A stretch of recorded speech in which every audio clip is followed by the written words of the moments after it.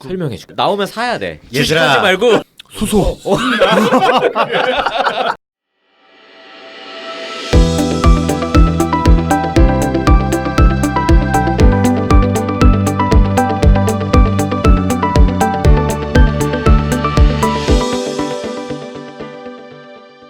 이 부동산에 쏠린 이 유동자금을 딴 쪽으로 좀 돌려보자라고 해서 새롭게 정책을 하나 내보려고 했다가 다시 쏙 들어가든 말든 막 좀 그런 어정쩡한 포지션을 취하고 있는 게 있는 것 같은데?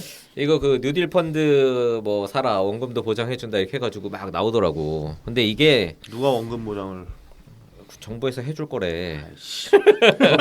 펀드란 말을 쓰면 안 되지. 근데 이게 아직 뭐 운영 방식이나 뭐 구체적인 내용은 전혀 아직은 정해진 게 없고, 대신 이 뉴딜 펀드라는 이제 말을 띄워놨고, 지금 한국판 뉴딜이라고 해서 정부에서 뭐 160조 원 막 한다 이렇게 띄워놨는데, 그린 뉴딜. 거기 한 10% 정도는 이 펀드에서 이제 유치를 한다라고 계획을 세웠더라고. 수익률보다 더 좋은 펀드 상품을 만들겠다는 거야. 그러니까 중간에 채권도 섞고 뭐. 채권은 섞지 않아. 그럼 뭐야? 설명해줄게. 쩌는데? 끝나면 아마 살 걸? 진짜? 이거는 나오면 사야 돼. 주식하지 얘들아. 말고. 얘들아. 내가 이따가 종목 찍어줄게. 기다려. 그래서 민주당이 이제 이걸 왜 하려고 하는가라고 보면, 일단 명목적으로는 부동산에 몰린 자금을 이제 펀드로 좀 돌리겠다라고 명목적으로는 이야기를 하고 있고, 근데 뭐 두 번째로는 이 160조 원의 어쨌든 국채나 이런 것도 많이 해야 되고 돈이 많이 들어가야 되는데, 조금이라도 정책 자금을 확보하는데 도움이 되지 않을까라고 해서 하는 것 같아. 일단 말도 그럴듯하고 한데, 이 문재인 정부에 대해서 반대하는 사람은 어쨌든 이거 까고 싶단 말이야. 근데 뭐가 뭔지를 몰라서 못 가고 있는 것 같아. 기사도 막 많이 안 나오고. 방송 보니까 소장님이 딱 보니 80%가 정권 끝난 다음으로 밀어놨다며.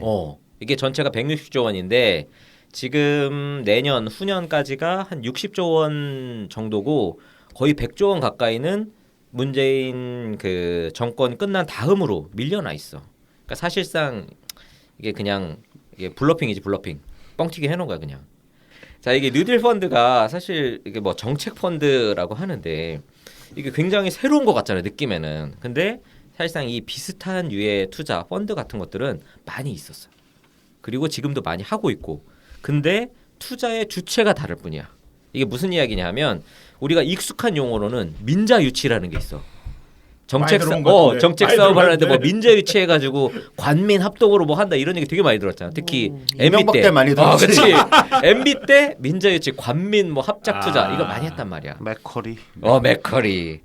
그런 것처럼 이 지금 뉴딜 펀드라는 건 예전에 했던 그 민자 유치, 관민 투자 이거랑 똑같은 거야. 근데 대신 예전에는 이 민자 유치를 할 때 민간에서 투자하는 주체가 뭐 연기금이라든지 벤처 캐피탈이라든지 해외 자금 뭐 맥커리 이런 애들이 와서 했었단 말이야. 근데 이거를 이게 큰 애들이 와서 지들끼리 해먹으니까 이제 개인들도 이거 해먹을 수 있게 해주자. 그래서 개인들이 투자할 수 있게 이거를 해준 거야. 어쨌든 이거를 가지고 수익을 내려면 예전에 MB 때 유행했던 뭐 BTL, BTO 이런 사업을 버려가지고 여기에서 이제 수익을 내야 되는데, 이게 문제는 뭐냐 하면 이 정책 펀드라는 건 사실 돈이 안 되는 데에다가 공익적인 목적이 있기 때문에 투자를 하는 거야.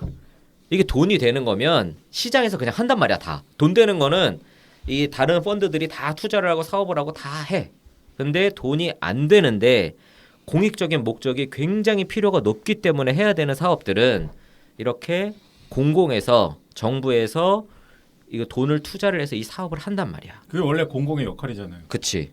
근데 우리나라뿐만 아니라 다른 대부분의 나라들도 지금 빚이 너무 많아가지고 이게 감당이 안 되니까 우리가 세금이나 여러 가지 좀 혜택을 줄 테니까, 그래서 수익성을 보장해 줄 테니까 너희들도 들어와 라고 해서 하는 게 관민 합작 투자, 민자 유치 이렇게 하는 거야. 이런 사업을 할 때 이게 돈 많은 사람들은 돈이 조금 물려 있어도 워낙 자본이 이제 많이 있으니까 큰 적이 되지 않아. 그리고 세금이나 이런 면에서 혜택을 받게 되면 좀 유리해지는 면도 있고, 우리가 이제 한동안 이게 굉장히 문제다라고 이야기를 했었는데 최소 수익 보장이라고 해서 MRG.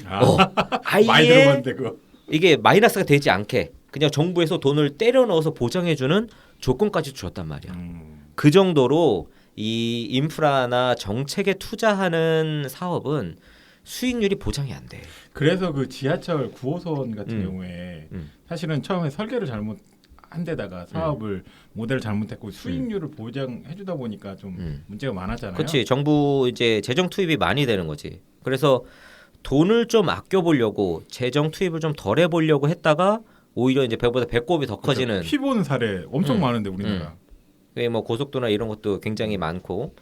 그래서 이제 이런 BTO나 BTL 사업 구조가 굉장히 불합리하고 이게 정부 재정에도 부담이 많이 되고 해서 이런 것들을 좀 개선해야 된다. 민자 유치에 있어서도 좀 이런 구조들을 바꿔야 된다라고 했는데 이번에 뉴딜 펀드를 들고 나오면서 이 국민 참여 펀드니까 세제 혜택이나 뭐 최소 수익 보장 이런 것들을 다 풀 패키지로 때려 넣어서 만들어 주겠다라고 이야기를 하고 있는 거야. 세제 혜택 보니까 3억 원 이하 투자금의 배당 소득은 5.5%를 과세를 하고 3억 원 초과분은 15.4%를 분리 과세한다고 그러거든요. 이게 그러면은 이거를 뭐 그냥 보통 금융 상품이랑 비슷하게 가는 거 아니야? 그치. 똑같네. 그냥 이렇게 구조적으로만 보면 그냥 야, 그 원래 애들이 또 돈 많은 애들이 해먹던 거면 국민들이 그냥 참여해서 해먹으면 되는 거 아니야? 그러니까 왜 지금 우리 해먹으면 안 돼? 이거를 뉴딜 펀드라는 거를 아까 주식시장에 상장해서 매매한다고 하는데 그럼 뉴딜 펀드라는 거를 갖다가 만들면은 그 펀드가 사모펀드처럼 동작을 해가지고 그 뉴딜 사업을 하는 회사에 투자를 한다 이런 식이에요? 아니면 그게 뭐 어떻게 되는 거야? 지금 그런 사업에 투자를 하겠다는 거야. 그러니까 그런 사업을 하는 회사에 투자를 한다는 거잖아. 사업 자체를 벌이는 거지. 돈을 모아서 응. 만약에 뭐 다리를 짓는다라고 하면 이 다리 짓는 사업을 총괄을 하는 거야. 그걸 누가 해? 정부에서 이제 펀드를 세워서 하겠다는 거야. 그러니까 펀드는 돈을 모으는 거고. 그치. 그럼 그 돈을 가지고서 그 사업을 주체를 하면 그 정부 돈을 굴리는 사람? 정부 그러니까 부채가 또 하나 뭐를 만들겠지. 회사를 만들겠지. 그 돈을 모으면 이 펀드 자체가 회사가 되는 거야. 그 회사가 그러면은 건설사도 그 사업을, 갖고 오고 그치. 뭐도 해가지고 어, 한다. 그치. 주식 사는 거랑 똑같은데 어떻게 보면 주식회사의 주식을 사는 거. 그러니까 나는 이 펀드를 모아가지고 그 펀드가 그런 일을 하는 회사들이 기존에 있으면은 거기다가 들어가는 거라고 생각을 했는데 그게 아니네. 그거보다는 오히려 더 그러면 사업을 혜택되는 거지. 걔네가 집중적으로 그걸 받아 먹을 수가 있으니까. 근데 이거는 오히려 그런 주식 회사에 투자하는 형태가 아니라 직접적으로 사업을 하는 쪽에 더 가까운 형태인 것 같아.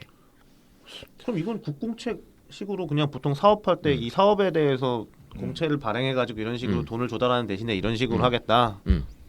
쪼개는 거네. 그치. 그러니까 왜냐면은 국공채 채권 단위가 크니까 아무나 못 하는데 이제 국민들이 작게 해가지고 주식시장에 들어올 수 있으니까 이렇게 한다는 거네.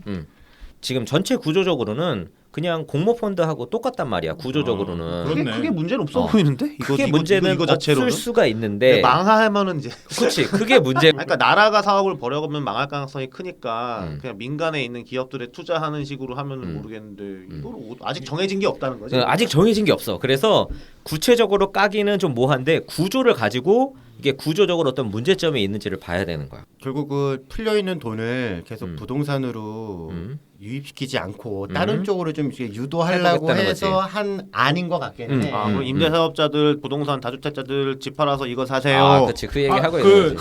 그거야? 이번에 그만두시는 분들 여기다 투자하시면 돼요. 처음에는 이제 원금 보장이라고 네. 했다가 네. 말이 살짝 바뀌어요. 바뀌었어요. 원금 보장 추구형. 네. 추구야. 네. 그거 뭐야? 호소형. 이거 세팅을 한 사람이 홍성국이라고 미래에셋대우 전 사장이더라고. 그 사람 국회의원 됐어? 국회의원 됐어 이번에. 그래서 비례로?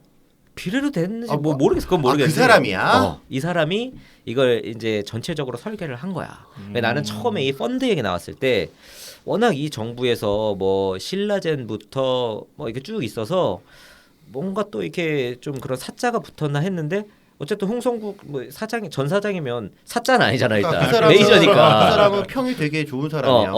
그래서 이건 할 거는 같아.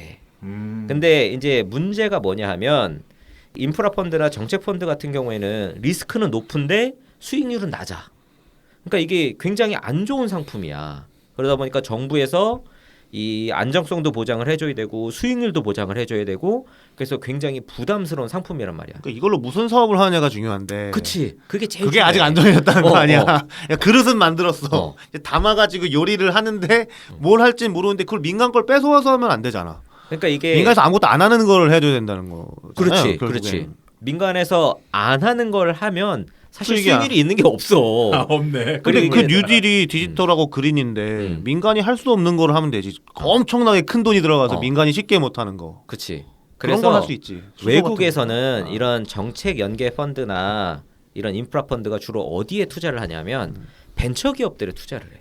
시드머니 이런데. 그러니까 아예 모태 좀, 펀드 이런 식으로. 작은 기업들 이런 데가 잘 투자받기 힘드니까 정부에서 민간하고 손을 잡고 그런 데들을 발굴해서 투자해서 키운단 말이야. 이거는 사실 리스크는 크지만 수익성은 있단 말이야. 아이 우리나라에서 아예 우리나라 말고 독일하고 미국에서 그렇게 한다고. 라이브하고 옵티머스 요번에 뭐 또 하나 나온 것 같은데. 그러니까 우리나라에서 이제 하게 되면 이제 그런 벤처 이런 건 안 될 거고. 우리는 지금 그 얘기는 없어. 그러니까 그 얘기가 아니라 민간이 함부로 돈을 못 댈 만큼 큰 그치. 거. 저기네 목포에서 제주까지 해저 터널. 그건 그린 뉴딜이 그건 그린 뉴딜이 아니지 않아요? 어쨌든 이게 지금 가지고 있는 가장 큰 구조적인 위험은 뭐냐면 예전에 민간 투자나 이런 거는 사실 민에서 투자를 해도 굵직굵직한 애들 몇 명만 있어. 그래서 사고가 나거나 이렇게 해도 컨트롤이 가능하단 말이야. 서로 이제 합의를 통해서 어떻게 보상을 해주고 조건을 계속 수정할 수가 있는데 개인들이 막 다다다닥 달라붙어서 하게 되면 통제가 안 돼. 그렇죠. 이게 리스크나 이런 게 더 커진단 말이야. 관리가 안 돼. 근데 개인들이 뭐 예를 들어서 지분율처럼 해가지고 경영권을 달라는 것도 아니고 그냥 사는 그렇진 건데 않겠지. 뭐 그냥 소주 한 잔 먹고 마는 거 아니야?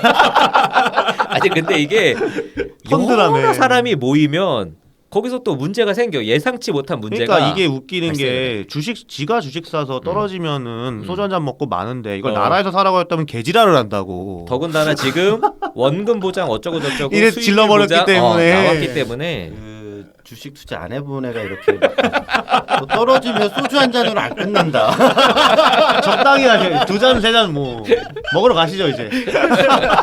그래서 어쨌든 이게 보면 전체적으로는 상품 자체는 그냥 펀드랑 동일한데 문제는 수익률이 낮은 민간에서 하지 않는 사업에다 투자를 하다 보니까 리스크는 높은데 수익률은 낮고 근데 거기에다가 수익률을 뭐 3에서 5%를 보장을 해주고 원금도 거의 보장을 해주겠다라고 이야기를 하고 있기 때문에 일단 구조적으로 문제가 있고 이 구조적인 문제를 극복하려면 민간에서 못 찾는 노다지를 찾아야 돼. 수소. 민간에서 수소뿐이야, 수소. 아무도 못 찾는 노다지를 찾아내면 이 펀드가 성공할 수 있는데 만약에 그걸 못 한다고 하면 세금이 됐든 국채가 됐든 비주류든 메꿔둬야 되는 거야. 그러니까 이게 어떻게 보면 국민들한테 이게 세금을 걷어서 일부 펀드 산 사람들한테 보조금을 주는 형태가 되는 거야. 그러니까 국민들한테 다 이거 앵벌이를 해가지고 일부 이 펀드를 산 사람한테 보조금을 주는 거니까 이거는 정의로운 형태가 아니야. 공정하지가 않다고. 왜 세금을 걷어요? 이걸 사라게 하는. 그러니까 메꾸려면 나중에 망했을 때. 만약에 여기 세금을 집어넣는다고 하면 그런 식의 구조가 되니까 이거는 좀 상품 설계 자체부터 문제가 있는 거지 구조적으로. 뭐 망할 거라고 생각하지 마요. 수소 한 번 터지면 세계를 지배할 텐데. 아니야 핵융합 한번 나와줘야 돼. 아